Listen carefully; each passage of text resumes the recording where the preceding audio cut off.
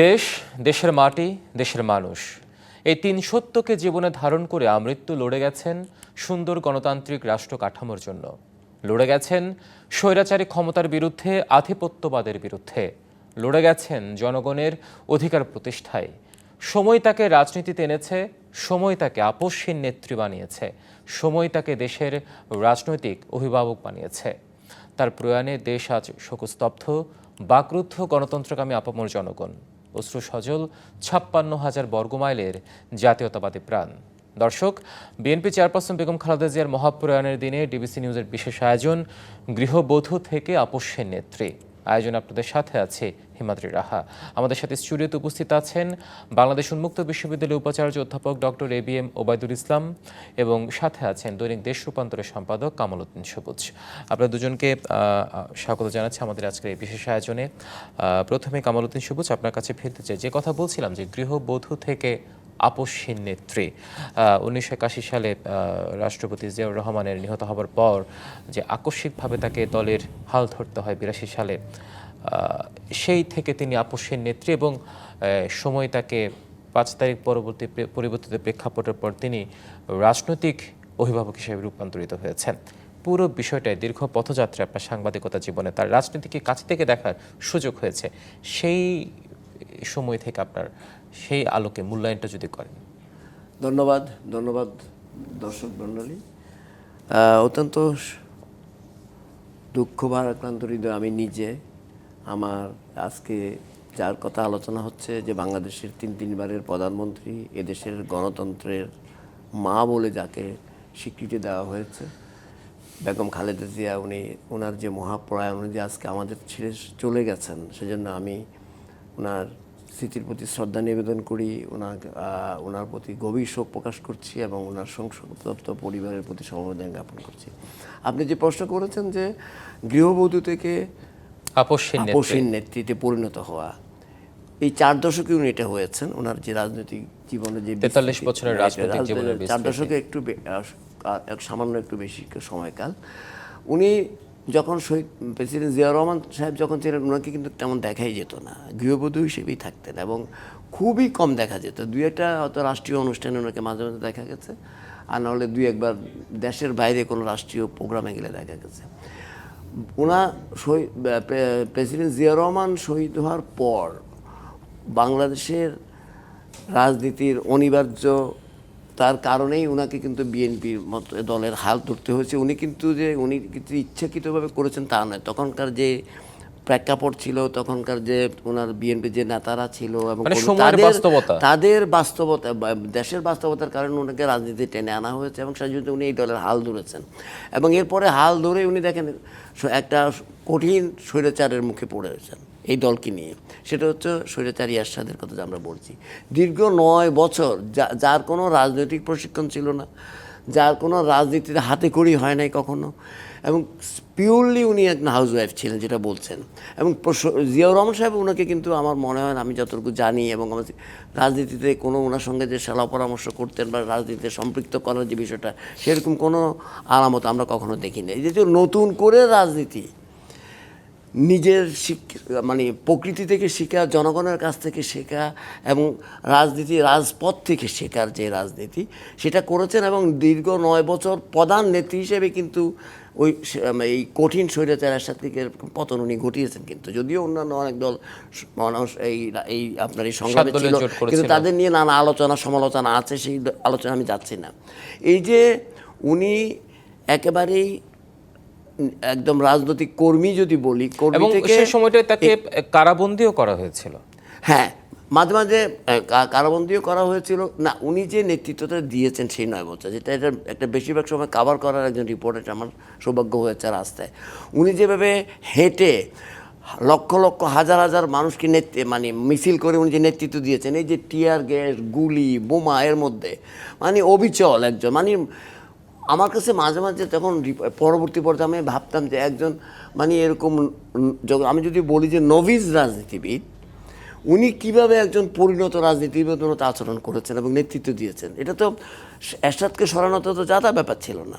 তো এটা উনি কাজটা জেনারেল ছিলেন করেছেন। একজন। এবং দেখেন কত হত্যাকাণ্ডের শিকার হয়েছে, কত ছাত্র জনতা হত্যা মানে আপনার মৃত্যুবরণ করেছে, জেলে পুড়িয়েছে অনেককে, আপনি জানেন এগুলো অনেক লম্বা ইতিহাস, এটা যদি নাও যায়। উনি যে আপোষহীনতার যেই তকমা ওনার মানে ওনার নামের পেছনে লেগেছে, এটা কিন্তু ওনার দলীয় নেতাকর্মীরা দেন নাই, এদেশের মানুষ দিয়েছেন। এই যে 9 বছর উনি যে আন্দোলনটা করেছেন গণতন্ত্রকে পুনরুদ্ধারের জন্য এবং এই দেশের আধিপত্যবাদের বিরুদ্ধেও কিন্তু উনি কিন্তু সবসময় বলতেন যে বাংলাদেশ একটি স্বাধীন সার্বভৌম দেশ, এটা স্বাধীন সার্বভৌম থাকবে। উনি সবসময় বলতেন উনি ওই দেশের মাটি এবং মানুষের রাজনীতি করতে চান এবং করেন, এবং সেটা উনি ওনার কথা যেমন বলতেন কাজেও সেটা আমার প্রমাণিত করেছেন। উনি যখন রাজপতি নেতৃত্ব দিয়েছেন সেটা উনি ওনার তিনি নেতারা সত্যিকার দেখেছে, কর্মীরা অর্থে দেশ মাটি মানুষকে ধারণ করতে।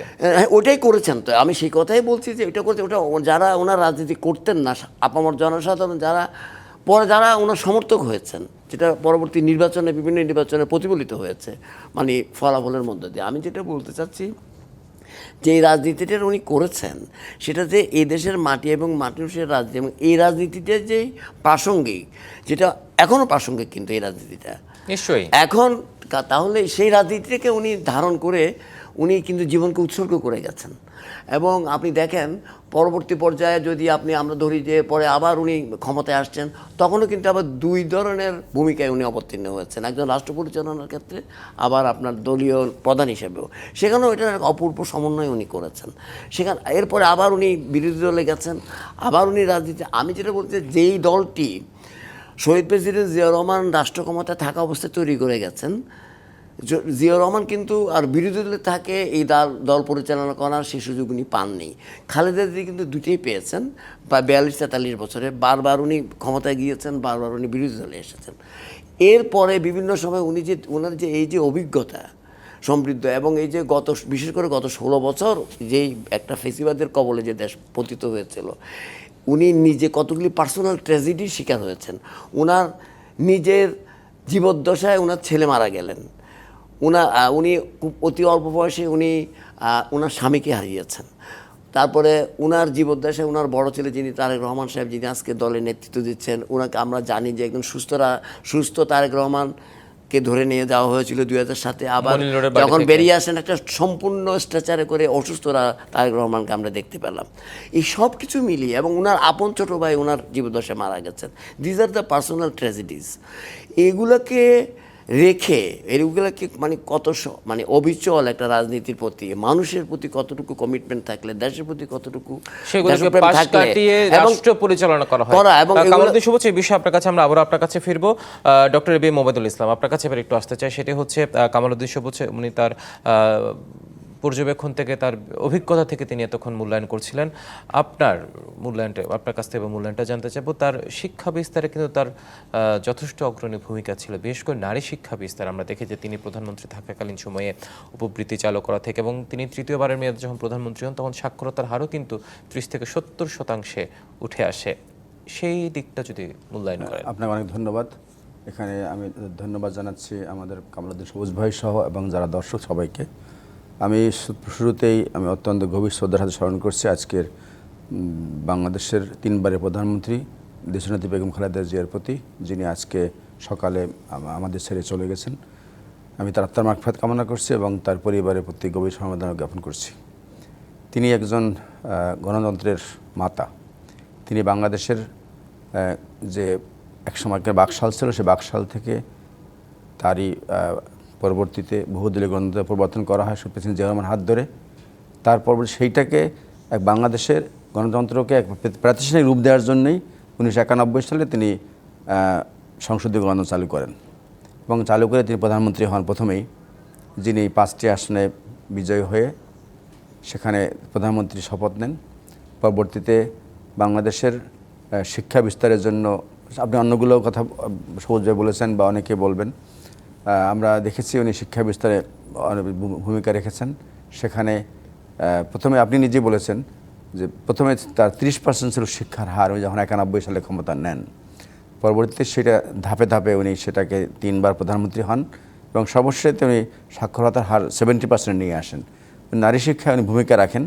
উনি নারী শিক্ষা প্রথমে ক্লাস 8 পর্যন্ত অবৈতনিক ঘোষণা করেন এবং ভূবৃত্তি চালু করেন। ভূবৃত্তি পরে পরবর্তীতে সে ধাপে ধাপে সেটা স্নাতক পর্যন্ত নারী শিক্ষাকে বিস্তারের চেষ্টা করেন। কারণ তার ধারণা ছিল এইটাই যে বাংলাদেশে নারী শিক্ষার বিস্তার হলে নারীরা যদি অগ্রণী ভূমিকা পালন করতে পারে তাহলে অবশ্যই বাংলাদেশের আরও উন্নত এগিয়ে যাবে, নারীকে পাশ কাটিয়ে উন্নতি সম্ভব না। আপনি মনে আছে নেপোলিয়ন বলেছিলেন, সম্রাট নেপোলিয়ন, যে তোমরা আমাকে একজন শিক্ষিত মা দাও, আমরা তোমাকে শিক্ষিত জাতি দেব। সেই কথাটা আমাদের নেত্রী দেশনেত্রী বেগম খালেদা জিয়া সেটা স্মরণ রেখেই নারী শিক্ষাকে অত্যন্ত গুরুত্ব দিয়েছেন এবং পরবর্তীতে শুধু সেই নারী শিক্ষাই না, বাংলাদেশের শিক্ষা ব্যবস্থাকে অনেক ঊর্ধ্বে নিয়ে গেছেন। যেখানে একসময় এই প্রাথমিক বা শিক্ষা, মাধ্যমিক শিক্ষা সব স্তরের শিক্ষকদের কিন্তু অনেক সুবিধা কম ছিল, সেই সুবিধা দিয়ে উনি বৃদ্ধি করেছেন ধাপে ধাপে এবং তাদের সুবিধা দিয়ে প্রায় জাতীয়করণের পর্যায়ে উনি নিয়ে আসেন। আগামীতে উনি প্রতিশ্রুতি দিয়েছিলেন যে আগামীতে যদি উনি আবার প্রধানমন্ত্রী হতে পারেন তাহলে বেসরকারি শিক্ষা পুরো জাতীয়করণ হবে এবং এর পরবর্তীতে উনি বাংলাদেশের বিভিন্ন জায়গায় বিভিন্ন বিশ্ববিদ্যালয় চালু করেন। এই আজকে যে বাংলাদেশের যে প্রাইভেট বিশ্ববিদ্যালয় চালু যতগুলো আছে তার শুরুই কিন্তু বেগম খালেদা জিয়ার হাত থেকেই। আজকে আমি যে বিশ্ববিদ্যালয়ে চাকরি করছি সে বাংলাদেশের একেবারে প্রান্তিক জনগোষ্ঠীকে শিক্ষা বিস্তারের জন্য যে উনি মুক্ত বিশ্ববিদ্যালয় চালু করেন, জাতীয় বিশ্ববিদ্যালয়কে উনি তখন সৃষ্টি করেন। এরকম অনেক বিশ্ববিদ্যালয় তিনি তৈরি করেন এবং অনেক টেকনিক্যাল ইউনিভার্সিটি যাকে বলি আমরা, ইঞ্জিনিয়ারিং এবং প্রকৌশল বিশ্ববিদ্যালয়গুলো চালু করেন। এটা তার শিক্ষা বিস্তারের একটা অংশ হিসেবে আছে। আমরা তাকে একজন নারী শুধুমাত্র যে শিক্ষা না, তার বাইরেও বাংলাদেশের গণতন্ত্রকে প্রাতিষ্ঠানিক রূপ দেওয়ার পাশাপাশি তিনি যে আপসের নেত্রী হিসাবে আখ্যায়িত হয়েছেন সেটা একদিনে হন নাই। জানেন, সবুজ ভাই বলেছেন যে গৃহবধূ থেকে এখানে এসেছেন। বাংলাদেশের একজন নারী উনি গৃহবধূ, উনি প্রধানমন্ত্রী হয়েছেন, তার আগে উনি ছিলেন রাষ্ট্রপতির স্ত্রী, কিন্তু গৃহবধূ থেকে রাজনীতিতে পদার্পণ, সেই মানুষটি একেবারে সফল মানে যাকে বলা হয় যুদ্ধ বলা যায় অথবা সংগ্রাম বলা যায়, আন্দোলন বলা যায়, স্বৈরাচারের সাথে হটিয়েছেন। পরবর্তীতে কোনো আপোষ করেন নাই। পরবর্তীতে তিনি তার বাড়ি হারিয়েছেন, তিনি তার স্বামী আগে হারিয়েছেন, সন্তান হারিয়েছেন, আরেক সন্তান পঙ্গুত্ব অবস্থায় চিকিৎসাধীন ছিলেন। সব কিছু হারিয়েও তিনি কিন্তু কখনোই তার জায়গা থেকে এক চুল নড়েন নাই এবং তার অবস্থান এমন হয়ে গেছে যে সেই মানুষটি, যে ব্যক্তি একটা জীবদ্দশায় আন্দোলন কতকাল করা যায়, কিন্তু সেই মানুষটি স্বৈরাচারের সাথে হটিয়েছেন, আবার সেই মানুষটি এই ফ্যাসিস্ট সরকারকে পতন ঘটিয়েছেন। একটা মানুষের সফলতার যার মানে সর্বোচ্চে উনি অবস্থান করেছেন, যার ভিতরে তার কথা, তার চলন, তার শাসন, তার রাজনীতি কোথাও নেগেটিভ কোনো আচরণ নাই। একটা মানুষের সফলতা কোন পর্যায়ে পৌঁছালে, রাজনীতি করি আমরা, অনেক রাজনীতি করে, তাদের ভিতরে নেগেটিভ পজিটিভ নিয়ে রাজনীতি হয়, উত্থান পতন দিয়ে রাজনীতি হয়, কিন্তু ওনার জীবনটা সম্পূর্ণভাবেই একেবারে নিষ্কলুষভাবে রাজনীতি করে গেছেন। স্বৈরাচারের বিরুদ্ধে তার অবস্থান ছিল, সেই আপোষহীন অবস্থানে তাকে আসলে মানে রাজনীতির ময়দান ছাড়িয়ে কিন্তু আপামর জনগণের কাছে তিনি সবসময় ছিলেন এবং জনগণের অধিকার আদায়ের জন্য উনি আন্দোলন করেছেন। উনি নিজেই বলেছেন যে আমার দেশের বাইরে আমার কোনো এক টুকরো জমি নাই, আমার এই দেশ আমার, এই দেশের মানুষ আমার, সেই জন্য উনি বাইরে আমার কোনো আত্মীয় নাই, আমার কোনো কিছু নাই। উনি সেইটা উনি জীবনের শেষ দিন পর্যন্ত মা মাটিকে বলতে পারেন। নিশ্চয়ই এটা আমরা তার উনি বারবার কারাবরণ করেছেন, কত অত্যাচার শিকার হয়েছেন। আমরা সেই প্রসঙ্গে আপনার কাছে আবারও আসবো। কামালউদ্দিন সবুজ, যেমনটি বলছিলেন আপনি তার স্বৈরাচার আন্দোলন ছিল এবং আপনার মুখ থেকে যেটি বললেন যে সেই সময়টা আপনার আসলে সাথে থেকে নিউজ কভার করে সেই বিষয়টা দেখার সুযোগ হয়েছে। সেই সময়ের বেগম খালেদা জিয়া এবং পরে প্রধানমন্ত্রিত্বের পরে তিনি যখন 17 বছর এই বিগত সরকারের বিরুদ্ধে অবস্থান নিয়েছিলেন, কারাবরণ করেছিলেন এবং 6 তারিখ পর তিনি জামিন পেয়েছিলেন, এই সময় খালেদা জিয়ার মধ্যে আপনি কি কোনো পার্থক্য খুঁজে পান? আপনার কি মনে হয়? আমি খালেদা জিয়াকে বিভিন্নভাবে দেখেছি। একটা তো আমি পেশাগতভাবে তো দেখেছি, আমি আবার কমিউনিটি লিডার, আমি জাতীয় প্রেস ক্লাবের সভাপতি, সাধারণ সম্পাদক ছিলাম 4 বার, নানানভাবে আপনার দেখা দেখেছি। ওই সময় ওনার সঙ্গে উনি গুলশান অফিসে বসছেন, যখন যে কালটার কথা বলছেন 16-17 বছরের ফেসিবাদের বিরুদ্ধে যে আন্দোলন, তখন উনি গুলশানে যে অফিস সেখানে বসতেন। তো প্রায় আমি আসতাম, আমাকে খবরও দিতেন মাঝে মাঝে, আর আমি নিজে থেকেও আসতাম ওখানে, উনি আমার সঙ্গে অনেক কথা বলতেন, উপদেশ দিতেন নানা কথা। আমি উনাকে এই যে আপনার মানে আপনি যেটা বললেন, যে প্রশ্নটা করলেন যে মানে কিভাবে দেখি দুইটা দিক। হ্যাঁ, মানে তার দিক, মানে প্রধানমন্ত্রীর সময় এবং প্রধানমন্ত্রীর বাইরে, না, ক্ষমতায় থাকে ক্ষমতার উনি বাইরে, তো এবং আসলে- সেই সময়ের স্বৈরাচার আন্দোলনের প্রথম দিককার বেগম খালেদা জিয়া আর এই সময়ের খালেদা জিয়া। না, বিষয়টা হচ্ছে যে উনি প্রতিনিয়তই নিজেকে একজন পরিণত রাজনীতিবিদ হিসেবে আপনার এটাকে উনি তৈরি করে নিয়েছেন, এবং যেটা আপসীন কথা আপনি বলছেন বারবার, উনি কিন্তু শুরু করেছেন যেটা আমি আগে বলেছি। পরে যখন উনি আবার ক্ষমতায় গেলেন 91-এ, এরপর আবার 96-এ বিরোধী দলে ছিলেন 118 সিট নিয়ে, এরপর আবার উনি 2001-এ 2/3 মেজরিটি নিয়ে ওনার যে জোট ক্ষমতায় গেলেন আপনি জানেন, এবং এরপর আবার এরপরে ফেসিবাদের কবলে পড়েছেন উনি, মানে আমি বলছি সেটা। তো কাজেই বিভিন্নভাবে উনি ভূমিকা রেখেছেন। সবচেয়ে কঠিন সময়, সবসময় কঠিন, রাজনীতি তো সবসময় একটা কঠিন ব্যাপার। নিশ্চয়ই, আমাদের দেশে এবং প্রেক্ষাপট বিবেচনা আরো কিন্তু কঠিন। এই 16-17 বছরের ব্যাপারটা টোটালি ভিন্ন ছিল, যখন দেশে কোনো আইনের শাসন বলতে কিছু ছিল না, গণতন্ত্র বলতে পুরা নির্বাচনী ব্যবস্থাকেই আপনি ভেঙে দেওয়া হয়েছে। উনি সব কিছুর ভিতরে উনি সোচ্চার ছিলেন, কারণ উনি গণতন্ত্রের প্রশ্নে, বাংলাদেশের স্বাধীনতা সার্বভৌমত্বের প্রশ্নে, বাংলাদেশের মানুষের স্বার্থের প্রশ্নে, এদের যেটা বললাম মাটির মানুষের রাজনীতি করার কথা, উনি কিন্তু কখনোই সবসময় আপোষহীন ছিলেন।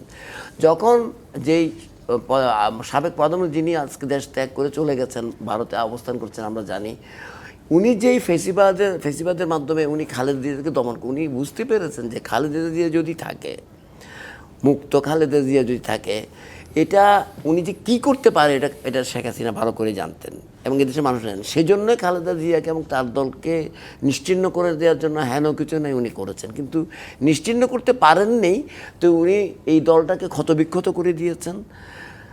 আবার খালেদা জিয়াকে আমরা দেখেছি যে একটা মিথ্যা মামলা যখন ওনাকে জেলে নিয়ে যাওয়া হচ্ছে, আমি দেখেছি যে যতই ক্ষত বিক্ষত করোটা কেন তারা আবার উঠে দাঁড়িয়েছে। আমি যেটা বলছি যে খালেদা জিয়াকে সুস্থ অবস্থায় জেলে নিয়ে যাওয়া হলো, বের হলেন কিন্তু এমন অসুস্থ খালেদা জিয়া, এরপর উনি তো বাঁচতেনই না বেশি দিন, আপনি দেখেন। তো কাজে 5ই আগস্টের পরে উনি কিন্তু দেখেন এত নির্যাতন উনার নিজের উপরে এবং উনার আপনার পরিবারের উপরে, উনার দলীয় নেতাকর্মীদের উপরে, বাংলাদেশের সাধারণ মানুষের উপরে, যখন উনি বেরিয়ে আসলেন অসুস্থ খালেদা জিয়া, উনাকে বক্তব্য যখন আমরা দেখলাম, উনি বললেন কয়েকটা বক্তৃতায়, একটি বারও কিন্তু উনি দেখলাম না। আমি একটু বলি, একটু বারও এটা উচ্চারণ করতে দেখলাম না, আমাকে এটা করা হয়েছে, এটা করা হয়েছে, এটা করতে হবে, এটা করে প্রতিশোধের রাজনীতিতে বিশ্বাস করে না। উনি যে বিশ্বাস করেন যে রাজনীতি হতে হবে সহনশীলতার রাজনীতি হতে হবে, পলিসি হবে অ্যাকোমোডেশন, সব মত এবং পথকে অ্যাকোমোডেট করতে হবে, উনি যেটা বিশ্বাস করতেন সেটা মৃত্যুর মধ্যে দিয়ে উনি প্রমাণ করে গেছেন। উনি কিন্তু মৃত্যুর আগ পর্যন্ত বলেননি, এবং উনি কিন্তু বিচারও চান নাই। আপনি এটি দেখেন, উনি বলছেন আমি আল্লাহর কাছে বিচার চেয়েছি, আল্লাহর কাছেই উনি এই কথাটা বলেছেন। তো কাজেই আমার কথাটা হচ্ছে যে তাহলে উনি কেন অন্য রাজনীতিবিদ থেকে আলাদা? নিশ্চয়ই সেই আলাদা বক্তব্য নিশ্চয়ই আমরা সে বিষয়ে আবার আপনার কাছে বিস্তারিত জানতে চাইবো। আমরা একটা ছোট্ট বিরতিতে যাচ্ছি, বিরতি ফিরে এসে আমরা আলোচনায় আসবো। দর্শক, ডিবিসি নিউজের বিশেষ আয়োজন নিচ্ছে একটি বিরতি, সঙ্গে থাকুন। দর্শক স্বাগত আরেকবার, আপনারা দেখছেন বেগম খালেদা জিয়ার মহাপ্রয়াণে আজকের এই বিশেষ আয়োজন ডিবিসি নিউজে, গৃহবধূ থেকে আপসহীন নেত্রী। আমরা কথা বলছিলাম অধ্যাপক doctor A B M Obaidul Islam এবং কামাল উদ্দিন সবুজ, দৈনিক দেশ রূপান্তরের সম্পাদক। আমরা doctor A B M Obaidul Islam, বিরতির পর আপনাকে দিয়ে শুরু করতে চাই। যে কথা বলছিলাম যে তার শিক্ষা বিস্তার নিয়ে আগে আমরা আলোচনা করছিলাম, তার সময়ে কিন্তু মুক্তিযুদ্ধ মন্ত্রণালয় গঠন করা এবং মুক্তিযুদ্ধকে সর্বোচ্চ সম্মান দেয়া, তাদের ভাতা দেয়া থেকে শুরু করে এই বিষয়গুলো তিনি প্রচলন করেন। বৌদ্ধভূমিতে তিনি যে মুরাল করা, সব কিছু মিলে সেই সময়টাকে আপনি কীভাবে মূল্যায়ন করবেন? জি, আসলে তিনি কিন্তু শুধু মুক্তিযুদ্ধ মন্ত্রণালয় করেছেন, তার আগের তার ইতিহাস দেখা উচিত আমাদের, কেননা তিনি হলেন স্বাধীনতার ঘোষকের স্ত্রী। শহীদ প্রেসিডেন্ট জিয়াউর রহমান বাংলাদেশের স্বাধীনতা ঘোষণা করেছেন। যে স্বাধীনতা ঘোষণা না করলে হয়তো বা বাংলাদেশ নামক দেশটি পৃথিবীর মানচিত্রে নাও দেখতে পারতাম আমরা, কেননা তখনকার নেতারা যুদ্ধ ঘোষণা না করে বা কোনো ধরনের স্বাধীনতা ঘোষণা না করে তারা অনেকে সেখানে বিভিন্নভাবে তারা আপোষ করেছেন, বলবাম সেইভাবেই বলতে চাই আমি। কিন্তু সেখানে শহীদ প্রেসিডেন্ট জিয়াউর রহমান স্বাধীনতা ঘোষণা করেছেন, তার পরবর্তীতে তিনি যুদ্ধ করেছেন। সেখান থেকে তখন ওই সময় তিনি বন্দী ছিলেন ম্যাডাম খালেদা জিয়া। পরবর্তীতে তার মানে বিএনপি এমন একটা দল বা প্রেসিডেন্ট জিয়াউর রহমান এমন একটা ব্যক্তি যিনি স্বাধীনতা যুদ্ধ ঘোষণা করেছেন, একবার সম্মুখ সমরে যুদ্ধ করেছেন, একটা ফোর্সের অধিনায়ক ছিলেন এবং তার স্ত্রী সেই স্বচক্ষে দেখেছেন। অতএব বিএনপি হলো স্বাধীনতার যুদ্ধ বলবো না, মুক্তিযুদ্ধের দল বলবো আমি সেভাবে। তো সেই দলটির যে যখন রাষ্ট্র ক্ষমতায় আসেন স্বাভাবিকভাবেই তাদের প্রতি মুক্তিযোদ্ধাদের প্রতি সম্মান জানানো তার দায়িত্বের মধ্যে পড়ে। উনি সেই সর্বোচ্চ সম্মান দিয়েছেন।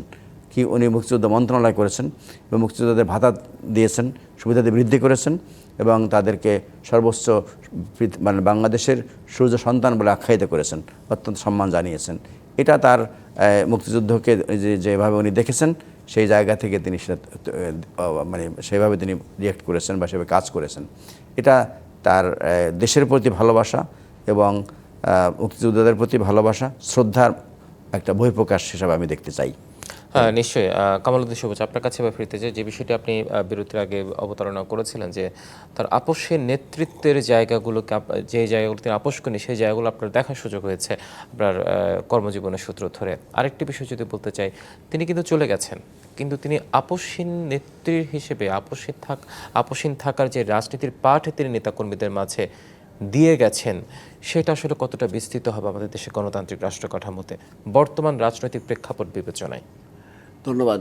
বেগম খালেদা জিয়াকে মানে ওনার মানে অবদান মানে বলতে গেলে তো অনেক লম্বা সময় লাগবে, সে তো সময় নাই। আপনি যে কথা বলছেন যে উনি দেখেন আপোষহীন থাকা যে শিক্ষা উনি দিয়ে গেছেন, যেটা বললেন, এটা শুধু বাংলাদেশের, উনি যে দলের নেত্রী ছিলেন, আমি মনে তো করি যে উনি বাংলাদেশের শুধু বাংলাদেশ জাতীয়তাবাদী দলের নেত্রী ছিলেন না, উনি ওটাকে ছাপিয়ে বাংলাদেশের মানুষের নেতৃত্বে পরিণত হয়েছেন এবং সেভাবে উনি পৃথিবী থেকে বিদায় নিয়েছেন। এবং শেষ বছরটাতে আমরা দেখেছি যে যখন রাজনৈতিক সংকট চলছে, রাজনৈতিক অভিভাবকত্বহীন চলছে, তখন তিনি সেই অভিভাবকের জায়গায় অভিভাবকের জায়গাটা মানে আপনার আবির্ভূত হয়েছে, অভিভাবক হিসেবে আবির্ভূত। এবং এটা আজকে প্রধান উপদেষ্টা ডক্টর মোহাম্মদ ইউনূস সাহেব বলেছেন, আপনি জানেন, উনি জাতি একজন অভিভাবককে হারিয়েছে।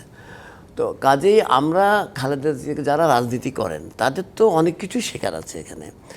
উনি যে গণতন্ত্রের প্রশ্নে আপোষ করতেন না, উনি যে বাংলাদেশের স্বাধীনতা সার্বভৌমত্বের মানে প্রশ্নে আপোষ করতেন না, মানে উনি যে আইনের শাসনের ক্ষেত্রে আপোষ করতেন না, এই যে নানা বিষয়, জনগণের স্বার্থের ক্ষেত্রে আপোষ করতেন না, অধিকার আদায়ে আপোষ করার ক্ষেত্রে আপোষ করতেন না, এগুলো যদি রাজনীতিবিদরা ফলো করে, শিখে এবং নিজে সৎ থাকা অর্থনৈতিকভাবে এবং রাজনৈতিকভাবে, এই যে একটা বড় ব্যাপার, এগুলো সব কিছু খালেদা জিয়ার মধ্যে ছিল। এগুলো যদি রপ্ত করতে পারে তাহলে একটা রাজনীতিবিদ এমনিতে পরিশীলিত হয়ে যাবে। যদি পরিশীলিত রাজনীতিবিদ হয় তার দল তো পরিশীলিত হবে। তো কাজেই এবং উনি যে রাজনীতি করেন বাংলাদেশের, যে রাজনীতি যেটা শহীদ প্রেসিডেন্ট জিয়াউর রহমান দিয়ে গেছেন এবং পরবর্তী উনি যেটার আপনার পতাকাকে মানে সামনের দিকে এগিয়ে নিয়ে গেছেন, এখন যেটা তারেক রহমান সাহেবের হাতে, এখন সেই রাজনীতি এখনও তো প্রাসঙ্গিক।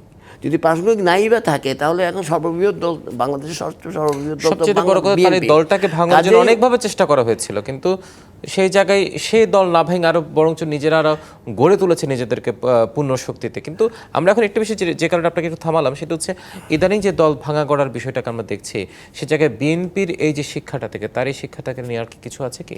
না, আমি একটা কথা বলি কি, আপনি যদি if you trace back the history, মানে এই হিস্ট্রিটা পলিটিক্যাল হিস্ট্রি, আপনি দেখবেন যে দল ভাঙা গড়া বিএনপি থেকে কিন্তু বিভিন্ন সময় কিন্তু অনেক নেতাকর্মী চলে গেছে এবং ক্ষমতাসীনদের সঙ্গে গিয়েছে, সে আলোচনায় গেলাম না। অনেক নাম করা রাজনীতিবিদ, কিন্তু বিএনপিকে থেকে আসলে খুব আপাত দৃষ্টিতে মনে হলো তখন আসলে কি বিএনপিকে নিশ্চিহ্ন করা গেছে, যায় নাই তো। এটা পরবর্তী পর্যায়ে দেখা গেছে যে ফুলে পেঁপে আরো অনেক বড় হয়ে গেছে।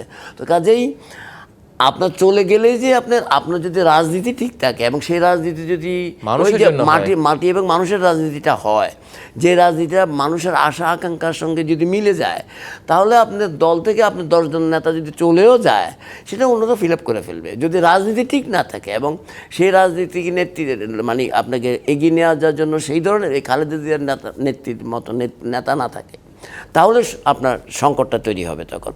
তো কাজে দুইটা জিনিস খুব ইম্পর্টেন্ট। রাজনীতিবিদ হিসেবে যেটা আপনি বারবার বলছেন যে খালেদা জিয়া তো এগুলো শিক্ষা দিয়ে গেছেন, আর আরেকটা কথা হচ্ছে যে খালেদা জিয়া আসলে বিদায় নেন নাই আসলে বাংলাদেশ থেকে, উনি তো কখনো বিদায় নেবেন না। এটা একটা ফেজ ট্রানজিশন, কেমন ফেজ ট্রানজিশন চলে গেছেন না, এটা একটা পৃথিবীতে নিয়ম আছে সেরকম। খালেদা জিয়া কীভাবে মরবেন, খালেদা জিয়াকে কীভাবে মানুষ ভুলবে? কারণ উনি তো বাংলাদেশের ইতিহাসের এক গৌরবোজ্জ্বল ভূমিকার ইতিহাসের জন্ম দিয়ে গেছে। মানে 56,000 বর্গমাইলের রাজনীতি যতদিন থাকবে ঐতিহাসিকরা তো তিনি সেটা প্রাসঙ্গিক লিখবে, থাকবেন। ঐতিহাসিকরা এটা লিপিবদ্ধ করবে এবং এটা মানুষ পড়বে, আগামী জেনারেশন পড়বে, আমরা যতটুকু জানি আমরা পড়বো। তাহলে সেই জায়গাটার মধ্যে খালেদা জিয়া কখনোই বিদায় নেবেন না। মানুষের মনের মধ্যে থাকবে, মানুষের মননে থাকবে, মানুষের চিন্তায় থাকবে। কিন্তু সমস্যা যেটা হচ্ছে, সংকট যেটা হচ্ছে যে আমাদের রাজনীতিবিদরা সেই জিনিসগুলো আয়ত্ত করে সেটাকে পরিশীলিত রাজনীতিবিদ হয়ে কতটুকু এই দেশকে এগিয়ে নিয়ে যাবে সেটাই দেখার বিষয়। আমরা চাই যে সেটাই ওনারা করুক। রাজনীতির মধ্যে ভিন্নতা থাকবে, মতভিন্ন অন্য মত থাকবে, সেটা তো গণতন্ত্রের একটা সৌন্দর্য থাকবে, এটা কোনো অসুবিধা নেই। এটা খালেদা জিয়া বিশ্বাস করতেন এবং সম্মানও করতেন। এটাই তো নিয়ম। আপনি তো গণতন্ত্রের মুখে মুখে বলার বিষয় না, এটা চর্চার বিষয়। উনি তো সেই চর্চাটা করে গেছেন, তো শিক্ষাটা নিতে হবে। ওনার দলের মধ্যে ওনারাও নেবেন, বাইরে যারা রাজনীতি তারা যারা নেওয়ার আছে তারা ওই রাজনীতি নাই করুক, কিন্তু এগুলি শেখার বিষয় তো আছে নিশ্চয়ই। মানে পরম্পরাটা যেন ঠিক থাকে। আমরা আবার আলোচনায় ফিরবো। আমরা একটা ছোট্ট বিরতির সময় হয়ে গেছে, আমরা সেই বিরতি যেতে। দর্শক, বিরতি নিচ্ছি ডিবিসি নিউজের বিশেষ আয়োজন গৃহবধূ থেকে আপসহীন নেত্রী অনুষ্ঠানে। দর্শক, বিরতির পর আবারও স্বাগত ডিবিসি নিউজের বিশেষ আয়োজন গৃহবধূ থেকে আপসহীন নেত্রী। আমরা ফিরছি আলোচনায়। ডক্টর এবিএম ওবায়দুল ইসলাম, আপনার কাছে যে বিষয়টি জানতে চাই সেটি হচ্ছে বেগম খালেদা জিয়া চলে গেছেন, কিন্তু তার এটা শরীরের মৃত্যু আমরা জানি, কিন্তু তিনি যে বীজ বপন করে গেছেন আপসহীন নেতৃত্বের এবং আপসহীনতার পরবর্তী প্রজন্ম সেটি কতটা ধারণ করে এগিয়ে যেতে পারবে বলে মনে করছেন? আপনাকে ধন্যবাদ। দেশনেত্রী বেগম খালেদা জিয়া শারীরিকভাবে আমাদের কাছ থেকে চলে গেছেন, কিন্তু তার যে দর্শন, তার যে চিন্তা, তার যে দেশপ্রেম, তার যে নেতৃত্ব, তার যে গুণাবলী, সেগুলো বিএনপির ভিতরে রয়ে গেছে বা রয়ে যাবে। আর সবচেয়ে বড় কথা হলো দেশনেত্রী বেগম খালেদা জিয়া এবং শহীদ প্রেসিডেন্ট জিয়াউর রহমানেরই সন্তান তারেক রহমান সাহেব। অর্থাৎ আমরা দেখতে পাচ্ছি যে এ পর্যন্ত গত 5ই আগস্টের পরে 6ই আগস্টে যে বক্তব্য বেগম খালেদা জিয়া ম্যাডাম দিয়েছেন এবং তারেক রহমান সাহেব দিয়েছেন, সেখানে ওবায়দুল কাদের সাহেব বলছিলেন যে তারা চলে গেলে 10 লক্ষ লোক মারা যাবে বলেছিলেন, বোধহয় মনে আছে আপনাদের অনেকেরই। কিন্তু আমরা দেখেছি 6 তারিখের বক্তব্যে কোনো ধরনের কোনো প্রতিহিংসার আমরা আচরণ দেখি নাই, কোনো ধরনের কোনো বক্তব্যে সামান্যতম পিছনে কথা টেনে আনা হয় না, প্রতিক্রিয়া ছিল না। একজন ব্যক্তি মারা যায় না। বাংলাদেশকে সামনের দিকে এগিয়ে নিয়ে যাওয়ার পরিকল্পনা উনি জানিয়েছেন, সবাইকে শান্ত থাকতে বলেছেন। এমনকি এই বর্তমান নেতা জনাব তারেক রহমান সাহেব একইভাবে বক্তব্য দিয়েছেন, মা এবং তার ছেলে একই বক্তব্য দিয়েছেন। আমরা সেখানে দেখতে পাচ্ছি প্রেসিডেন্ট জিয়াউর রহমানের অবয়বটা দেখতে পাচ্ছিও। আমরা মনে হয় কদিন আগে 26 তারিখে উনি যে সম্বোধনায় বলেছেন যে 25 তারিখে যে আই হ্যাভ এ প্ল্যান, যেমন করে I have a dream Martin Luther king বলেছিলেন, তারই আদলে উনি বলেছেন I have a plan for the country, for the betterment of the country. And সেটা মানে কি, উনি পরিকল্পনা আছে বাংলাদেশকে সামনে এগিয়ে নিয়ে যাওয়ার। উনি কখনো ওর বক্তব্য দেশে ফেরার পরও বক্তব্যে উনি বলেন নাই উনি এই নেগেটিভ কোনো কথা বলেন নাই, সব পজিটিভ কথা এবং প্ল্যানের কথা বলেছেন। আগামী দিনে বাংলাদেশকে এগিয়ে নিয়ে যাওয়ার পরিকল্পনা করেছেন। আমরা সেখানে প্রেসিডেন্ট জিয়াউর রহমানের অবয়ব দেখতে পাচ্ছি তারেক রহমান উপরে। আশা করি তারেক রহমান সাহেবের যে প্ল্যান বলেছেন তার আরেকটা কারণ হচ্ছে এই যে আমরা দেখেছি গত কয়েক বছর 31 দফা উনি ঘোষণা করেছেন। উনি কিন্তু ঘোষণা করেন না, এটা উনি একা না, এটা বাংলাদেশকে সামনে এগিয়ে নিয়ে যাওয়ার জন্য সব দল মত মিলে 10 ডিসেম্বর এটা ঘোষণা করেছেন। 27 দফা থেকে সবাইকে মিলে আর 31 দফা করেছেন, তারপর 31 করেছেন। তার মানে কি, ওনার পরিকল্পনা অনেক বিশাল কিছু, বাংলাদেশকে মেরামত করার পরিকল্পনা, রাষ্ট্র পুনর্গঠন। এটা তার মানে একটা পজিটিভ চিন্তা থেকে সামনে এগিয়ে নিয়ে যাবেন। যে কাজগুলো গত 17 বছরে ফ্যাসিস্টরা দেশটা ধ্বংস করে দিয়ে গেছে, তার বিপরীতে উনি পরিকল্পনা করেছেন টেক ব্যাক বাংলাদেশকে আগে জায়গায় ফিরিয়ে নিয়ে আসার পরিকল্পনা। এটা বাস্তবায়নের জন্যই ওনার সেই প্ল্যানের কথা বলেছেন এবং সেই প্ল্যানটা যদি এগিয়ে নিয়ে যায় এবং সেই প্ল্যানে যদি উনি কাজ করতে পারেন, আগামী দিনে বাংলাদেশে এই প্রতিহিংসা বা নেগেটিভ রাজনীতি থেকে পজিটিভ ধারায় যাবে বলে আমি বিশ্বাস করি আমরা, এবং সেটাই আমরা দেখতে পাচ্ছি এখন পর্যন্ত, সেটাই আমরা মনে করছি এবং সেটাই মনে হচ্ছে। কেননা কথায়, আচরণে, তার বক্তব্যে কোথাও আমরা নেগেটিভ কোনো দেখি না এবং কোনো ধরনের কোনো প্রতিহিংসা বা এরকম কোনো রাজনীতি আমরা এখনো পর্যন্ত পরিলক্ষিত হয়নি। আমরা চাই যে সেই রাজনীতি বহাল থাকুক। কামাল, সেটা আমরা আশাবাদী। যে বিষয়টি জানতে চাই যে খালেদা জিয়া পরবর্তী জীবনে যে রাজনীতি বিএনপির ক্ষেত্রে আমরা দেখেছি তারেক রহমানের প্রত্যাবর্তন এবং প্রত্যাবর্তন পরবর্তী তার বক্তব্যের মধ্যে একটি বিষয় স্পষ্ট হয়ে উঠেছে, তিনি সবাইকে নিয়ে রাজনীতি করতে চান, কোনো বিষদকার নয়, যা হয়েছে হয়েছে।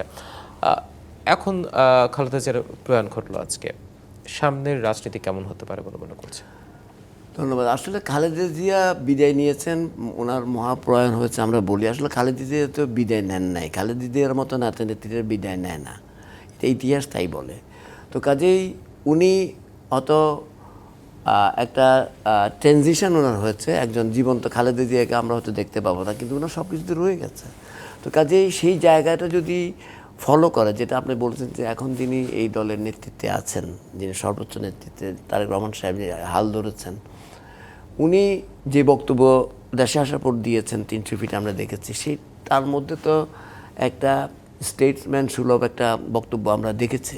তো সেখানে ওনাকে দেখেছি আমরা যে সবাইকে অ্যাকোমোডেট করার একটা বিষয় ওনার মধ্যে দেখা গেছে খুব জায়গায়, এবং প্রতিহিংসার কথা বলেন না। এবং আমি যেটা একটু আগে বলছিলাম যে খালেদা জিয়ার অনেকগুলি শিক্ষার মধ্যে একটা শিক্ষা হচ্ছে যে প্রতিহিংসার রাজনীতি পরিহার করা, যেটা উনার সঙ্গে করা হয়েছে কিন্তু উনি করতে চান না। এই যে শিক্ষা, সেটা আমি মনে করি তারেক রহমান সাহেব শিক্ষা নিয়েছেন বলে আমার ধারণা। ওনার বক্তব্যটাই বলেছে, ওনার মধ্যে কথার মধ্যে এমন কোথাও কোনো ইন্টারপ্রেট করে বাইর করা যাবে না যেখানে প্রতিহিংসার কথা আছে। তো কাজে সেই ধারায় আগামী দিনে যদি বাংলাদেশের মানুষ কিছু কিছু বিষয় কিন্তু নজর কেড়েছে, দেশে ফিরে কিন্তু খালি পায়ে মাটি স্পর্শ করা, প্লাস্টিকের চেয়ার টেনে বসা, তার পোষা বিড়ালটাকে নিয়ে আসা, আবার এবার আসলে এটা অনেকটা আপনি যদি অন্যভাবে দেখেন, ওই যে অনেকটা খালেদা জিয়ার রাজনীতির কাছাকাছির একটা বিষয় বলে আমার ধারণা। এই দেশের মাটি উনি নেমে মাটি স্পর্শ করা মানে কি, উনি তো মাটি এই দেশের মাটির রাজনীতি করতে চান, মানুষের রাজনীতি করতে চান। তো যদি তাই হয়ে থাকে, সেটা তো খালেদা জিয়ার রাজনীতিও তাই। তো সেই জায়গাটা যদি উনি মানে নেভিগেট করতে পারেন পলিটিক্যালি এবং ইকোনমিক্যালি অন্যান্য সব ফিল্ডে, আমার মনে হয় বাংলাদেশ এগিয়ে যাবে। এবং সেটা কত দক্ষতার সাথে উনি করতে পারবেন, সবাইকে নিয়ে একমত করে ট্যালেন্ট হান্ট করা থেকে শুরু করে অন্যান্য ভিন্ন উনি তো বলেইছেন যে যদি ক্ষমতায় আসেন, জনগণ যদি ওনাকে ক্ষমতায় বসান, তাহলে উনি জাতীয় সরকার করবেন। অনেক আগে থেকে ওনার এটা আপনার অ্যানাউন্সমেন্ট আছে। এখন হয়তো আরও ভিন্ন পরিস্থিতিতে উনি আরও অনেক কিছুকে অ্যাকোমোডেট করতে পারেন ইচ্ছা করলে, উনি না মানে বাংলাদেশ ওনার দল বা যারা এই দেশ পরিচালনা করবেন। আমার কথাটা হচ্ছে যে বাংলাদেশের মানুষের আশা আকাঙ্ক্ষা কিন্তু একদম আকাশচুম্বী কিছু না। বাংলাদেশের মানুষ অল্পতে তুষ্ট হয়, এবং দেখেন, এবং এই অল্পতে তুষ্ট হয়, এখানে কিন্তু রাজনীতিবিদদের সুবিধা আছে। তো কাজেই তারা যদি মিনিমাম জায়গাটুকু পূরণ করে দেয়, এবং যেটা সম্ভব হচ্ছে তার রাজনৈতিক কমিটমেন্ট দিয়ে, যেটা সম্ভব হচ্ছে রাজনৈতিক সততা দিয়ে, যেটা বারবার আমি বলছি, একটা মানুষের সৎ হওয়া কিন্তু খুবই দরকার একজন রাজনীতিবিদের। সেটা যদি করতে পারে, এবং যত ধ্বংসস্তূপই করুক না কেন শেখ হাসিনা করে দিয়ে গেছে, হ্যাঁ বাংলাদেশটা ক্ষতবিক্ষত করেছে, কিন্তু এটাকে রিপেয়ার করে বাংলাদেশের এখনও অনেক দূর এগিয়ে যাওয়ার সম্ভাবনা আছে এবং অবারিত আমি মনে করি। এবং সেই জায়গাটার মধ্যে উনি হাত দিবেন, এবং যেহেতু উনি এখন একটা নিজে মা তুলে গেছেন, সেই শক্তি আছে। সারা বাংলাদেশের মানুষ আজকে শোকাচ্ছন্ন, আমরা সবাই, কিন্তু সেটা কাটিয়ে উঠে শক্তিতে পরিণত করবেন, সেই শক্তিটাই তার আগামী দিনের শক্তিতে পরিণত করে, এবং নিশ্চয়ই এই দেশকে নেতৃত্ব দিবেন, এবং সবাইকে নিয়েই নেতৃত্ব দিতে হবে। উনি কিন্তু ওনার বক্তৃতায় স্পষ্ট করেছেন, এবং উনি আল্লাহর কাছে রহমত চেয়েছেন বারবার, যে উনার একার পক্ষে সম্ভব নয়, এবং বারবার শান্তির কথা বলেছেন। এই কথাগুলির মধ্যে অনেক কিছু আছে, নিশ্চয় অনেক তাৎপর্য আছে। কামালউদ্দিন সবুজ এবং ডক্টর বি এম ওবায়দুল ইসলাম, দুজনকে অসংখ্য ধন্যবাদ আজকে আমাদের এই অনুষ্ঠানে এসে বেগম খালেদা জিয়া সম্পর্কে আপনাদের মূল্যায়ন তুলে ধরার জন্য। দর্শক, শেষ করছি আজকের ডিবিসি নিউজের বিশেষ আয়োজন গৃহবধূ থেকে আপসের নেত্রী। সঙ্গে থাকুন।